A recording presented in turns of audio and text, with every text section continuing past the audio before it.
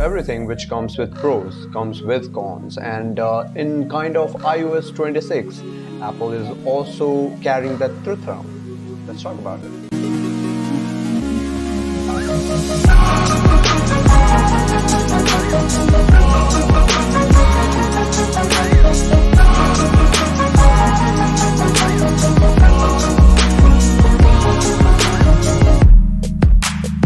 So the first thing first, Apple is changing their whole lineups from iOS 19, macOS 19, their iPad 19, visionOS 3, watchOS 16, collecting them all and calling it now iOS 26, just like Samsung did with their S25 lineups and their Ultra lineups. So Samsung did the same, and Apple did the same as well. So talking about their new design language, which Apple likely to call a liquid glass. So it introduced translucent dynamic look for system elements, which makes it more clearer. So the liquid glass comes with a clear widgets, clear, wall design, clear timer as well. So if you go onto the lock screen, you see the timer and it's like completely stressed off, bouncing the light and all that kind of stuff, which it just reflects the rear glass appearance. Like if you place a paper and write something on it, and if you place a glass on it, it will definitely reflect the sidewards angle. And in the front one, you can clearly see the particular alphabets. And Apple did the same for their liquid glass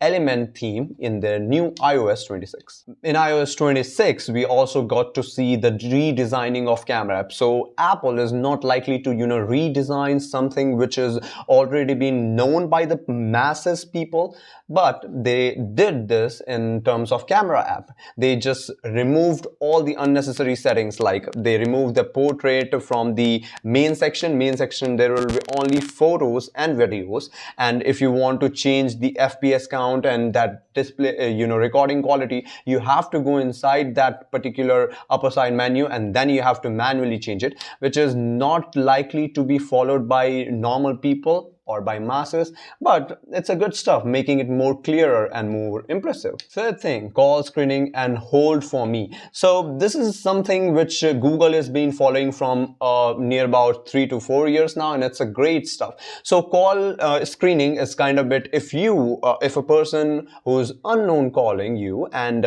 he wants to deliver something to you, he will definitely raise that message out there, and you can see and you can reply, not picking up the call, but you can actually reply handingly. But Google automatically, replies it in kind of AI kind of stuff. But here you have to manually reply, which is a bit silly, but it does the work done. And there is also hold for me feature. So if you're on a call, you hold for it, and then you come back and you again swipe it down, and you're again resuming the call, making it more clearer and more, seamlessly. So this new feature is kind of bit, used by many of the phones, and Android is using it for quite a long now, which is live translation. So Apple also introduced live translation in their FaceTime, iMessages, and calls as well, which is great stuff. So if you are speaking in some other languages, it will live translate you. It's a bit buggier, but it does the work done again. So helps a lot of people. So if you're someone who speaks Spanish and talking to someone who does not know Spanish, it could help them to understand what you're speaking and actually listening your real voice at the same time, and writing that in an English alphabet. So do you remember the circle to search feature which Google has introduced in late 2020s? And that was one of the peak searching line things. So if you are someone who does Google search every day, and if you are the person who are using circle to search, it makes stuff more easier. Now, Apple also introduced it. They are not likely calling it Google search definitely, but with that action button, when you press, you get that screenshot to be sharing directly, and then you can circle out and find it on web, particularly Google, making the stuff more easier. But Android is kind of bit having these features far beyond Apple did. So So, and one more great stuff with the AI kind of thing. So, Apple has likely developed their foundation model framework. That means you can actually run locally in your local device the AI modules, large language models, and then you can run it in offline mode. And that's very helpful when you're a developer kind of stuff and you're using frequently AI, but not with that online kind of stuff. You does for calculation, you does for coding. It helps a lot. And now Apple introduced it in their new iOS 26, which is a great stuff to be. So these are the all, pros stuff which comes with iOS 26. But the one main stuff which is left talking about is the con stuff, which is not so much, but the main thing in whole of iOS 26 lineup, and actually the whole of WWDC 25, which Apple introduced Liquid Glass, their new theme and a clear vision. So if you are someone who is willing to, use that clear kind of stuff, Liquid Glass and the clear theme, you can definitely use it.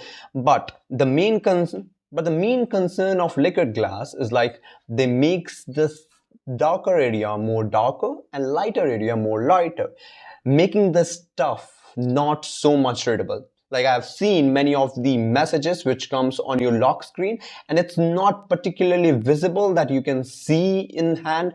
And if you are going on to scrolling of website and all that kind of stuff, it making the stuff more difficult to read and actually to get inside it. And if you are someone who does the color sensitive stuff, and when you're using that liquid glass kind of thing in iOS 26, it making the stuff more worse than before. So now this was all about iOS 26 and WWDC 25, and let me know what else I missed and what else Apple's gonna do with that liquid glass kind of stuff. And we'll be coming with the new iOS videos and also in-hand experience of iOS. A new video of it coming soon. So till the time, keep vibrating just like